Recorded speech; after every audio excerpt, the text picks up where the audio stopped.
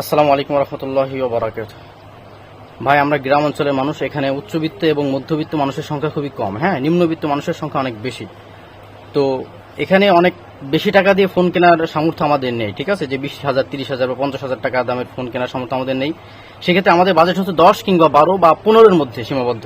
তো অনেকে এসে প্রশ্ন করে যে ভাই, আমার 10,000 টাকা বাজেট, আমি কোন ফোনটা কিনলে আমার জন্য ভালো হবে। হ্যাঁ, 10,000 টাকা বাজেট প্লাস তার একটা ব্র্যান্ডের ফোন লাগবে। এখানে অনেক ব্র্যান্ডের ফোন আছে, সিম্ফনি আছে, আইটেল আছে, আপনার টেকনো আছে, ওয়ালটন আছে, ভিভো, শাওমি, রেডমি, রিয়েলমি, এগুলো।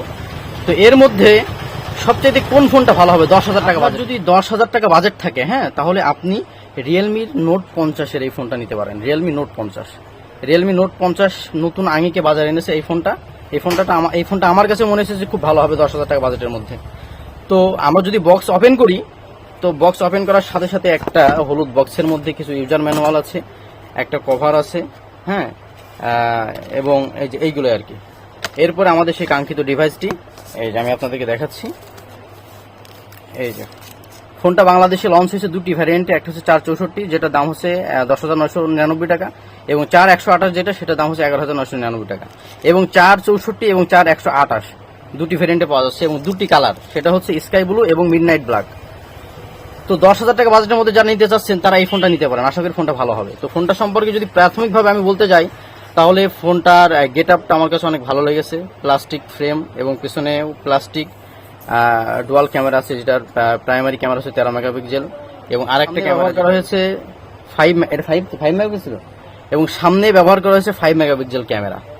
ডিসপ্লে আছে 6.7 ইঞ্চি একটি আইপিএস ডিসপ্লে। আপনার আউটডোর এবং ইনডোরে ভালোই আমি ফিল পেয়েছি। সবকিছু মিলিয়ে ফোনটা অনেক ভালো। যারা নর্মাল ইউজ করার জন্য, যারা মনে করেন যে ওই একটু রাফ টাফ ইউজ করেন বা ফোনের যত্ন নিতে পারেন না, তাদের জন্য এই ফোনটা বেস্ট হবে। কারণ তারা বলেছে যে এখানে IP54 আপনার ডাস্ট এবং স্প্লাশ রেসিস্ট্যান্ট দেওয়া হয়েছে, যে ছিটে ফোটা পানি এবং আপনার হালকায় দাগ দুয়ে কোনো সমস্যা হবে না। ফোনের ব্যাটারি ব্যাকআপটাও প্রায় সারাদিন চলে যাবে, একদিন প্লাস, যেহেতু 5,000 mAh একটি ব্যাটারি ইউজ করা হয়েছে। এবং ফোনটার পিছনে যদি দেখাই, যেমন যে ক্যামেরা মডিউলটা একদম আইফোনের কোয়ালিটির একটা ফিল দিয়েছে। দুইটা ক্যামেরা, একটা ফ্ল্যাশ, এবং এখানে একটা 3.5 মিলিমিটারের একটা হেডফোন জ্যাক দিয়েছে, একটা মাইক, এবং এই আর কি। সবকিছু মিলিয়ে ফোনটা ভালো হবে। যারা ফোনটা নিতে চাচ্ছেন আমাদের সাথে যোগাযোগ করতে পারেন।